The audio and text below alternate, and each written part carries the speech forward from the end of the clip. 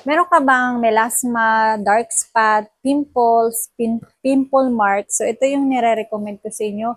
Meron tayo dito ng Dr. Alvin Rejuvenating Set. So, ang paggamit nga po pala nito guys, syempre may sabon, may toner, and meron tayong ito, and yung ating night cream. So, ang paggamit nito guys ay morning and then evening. Pero kung mainit guys, at alis kayo, wag na kayong mag-toner. Kaya ako gumamit ng Dr. Alvin guys kasi nga marami akong pimples before. Malalaki talaga cystic. Tapos meron din ako mga melasma. Yan yung mga dark. Tapos meron din akong pimple marks. Ayan pinagbakatan ng mga tigyawat. Kaya kailangan ko talagang mag-rejuve. Kaya kung kayo ay may pimples dyan, katulad ko or mga melasma, mama ko itong ginagamit yung ating number 5 na Dr. Alvin. Maganda talaga siya guys. Nakakatanggal siya ng mga, ito ang laki ng pimples ko before. Pumutok lang siya dahil ito yung ginagamit ko talaga.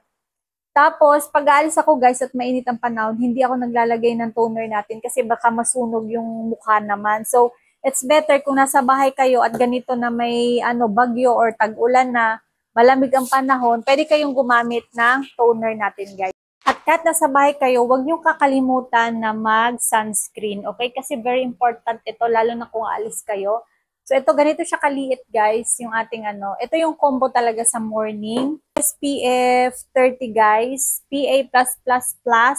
Tapos, guys, available din pala yung ating serum. Malala kong serum ngayon. Pwede kayong mag-serum. Ito munang gamitin nyo. Tapos, serum.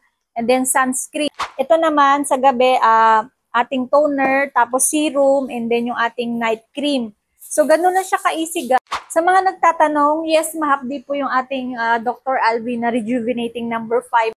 So, sa mga gusto mag-try ng ating Dr. Alvin Rejuvenating 5, kung ikaw may pimples, dark spot, acne marks, and yung ating melasma dyan,